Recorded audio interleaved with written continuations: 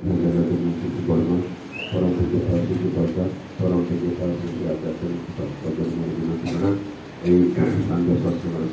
कर्मी मंडल गुरुवार्ता मंडल मातृमंडल शिक्षक मंडल छोट छोट पिला समस्त भल भाषण जय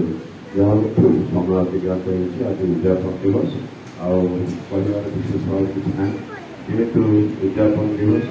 टे भाव बहुत कथा करगले यहाँ आवश्यक करवानी पाइबार जमी तुम भाव भक्ति अंतर श्रद्धा भल पाइबा जो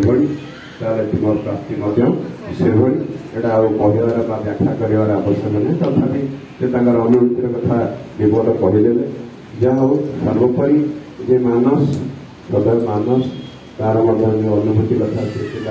जहाँ कहगले शुणु से बहुत भाव कहगला जहाँ हो सर्वोपरि आज ये कीर्तन दुई जन करले जगु एवं कृष्ण खूब मत खूब आनंद लगे कारण ये दुई जन जाक आज धड़ा पिंधिक आसुदी जनकर जोड़ीटा खूब भल लगे भगवती ठाकुर बहुत आकृष्ट होती जहाँ हो सर्वोपरि प्रत्येक मंगल कामना करे परम पिता रत्न चरण एवं शेष गोटे पद कथा ये सदर मानस कहले जे आम 30 दिन ठाकुर सत्संग योगदान करें चार्ज होके किंतु आज इसी कथा आलोचना हर कथा या आम जमी डिस्चार्ज न हुए से डिस्चार्ज चार्ज है कौन कि भाव ना एगुड़ा हूँ सब साधन भजन कथा आम जी दिन 30 दिन जी आलोचना होनेक कथा ता भर आम मानकर साधन भजन केते बड़ पिता को आम केते भल पाइचे कारण दैनिकटा आम खाଇବା पीवा है समस्त घरे कहार भल भल कि केते प्रकार भेराइटी सब देले घर मानक माँ मैंने भाई मैंने मिसिकी ता तो खूब आनंद होती खूब आनंददायक होती खाଇବା पीवाटा किंतु ठाकुर को धरी आम केते जो मजबूत होइचे सेटा यार परवर्ती चालीचलन आम मानकर ताहा कहब आम साधन भजन केते एवं आम केते भाव आम आचार्य को भल पाए एवं से जजन जहाजन इष्टभूति परायण हुए रेगुलार इष्टभूति परम पिता पाखे नवेदन कर जटणी सत्संग आम इष्टभूति नवेदन कराए यहाँ हूँ बड़ कथा खावाई ईश्वर तो दाना पानी खंजी समस्त जीव जगत पशु पक्षी समस्त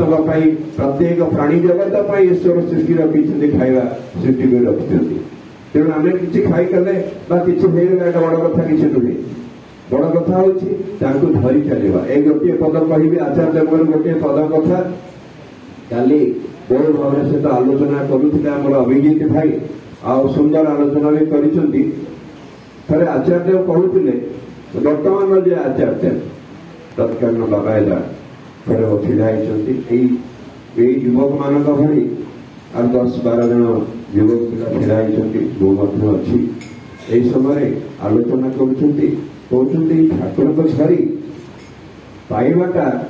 तुम्हें मैंने कौन जाच ये ठाकुर को धरी पाइबा जड़े ऐश्वर्यशाली जो माने जो ब्रह्म प्राचुर्य ऐश्वर्य एगुड़ाक पाइबा हूँ यहाँ हूँ गोटे पुटकुरा कथा मैंने पुटकी माइले जहाँ ठाकुर धरिकी जड़े ऐश्वर्यशाली हवा धन संपत्ति घर द्वारा इत्यादि इत्यादि करवा यहाँ हूँ गोटा पुटकीर कथा किंतु एभली हो पारे ठाकुर धरले किंतु सबुठ बड़ साधना कौन जाच सबुठ बड़ साधना हूँ परम पिता सहित किए के लगी रहे परम पिता सहित किए लगी रहे जीवन से विराट साधना ताठ बढ़िया साधारण जीवन में किसी ना धन संपत्ति ऐश्वर्य एटा तो जोटा आचार्य कहते बाबा ये समय कहते जेटा पुटकीर कथा से बड़ कथा नुहे क्या आम मैंने आसीचे परम पिता दया जीवन लाभ करे आसीचे दया आम मैंने पाइचे तेणु ये जीवन में जमी धरी प्रति मुहूर्त पुत्र पौत्रादि मान भर दे धरी चलवा यही हूँ वास्तव कथा आई उद्देश्य थिला परम पूज्य श्री श्री दादांकर जो भातर परिक्रमा आरंभ करते जहाँ सर्वशेष प्रति प्रत्येक मंगल कामना कर मोर भक्त संख्या जय गुरु वंदे पुरुषोत्तमं वंदे पुरुषोत्तमं वंदे पुरुषोत्तमं वंदे पुरुषोत्तमं वंदे पुरुषोत्तमं परम प्रेममय श्री श्री ठाकुर जी की जय। प्रेममय श्री श्री ठाकुर जी की जय। प्रेममय श्री श्री ठाकुर जी की जय। जगत जननी श्री श्री परमा की जय। जगत जननी श्री श्री परमा की जय।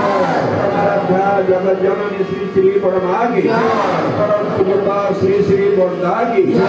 परम पूज्यपा श्री श्री बड़दा की जय।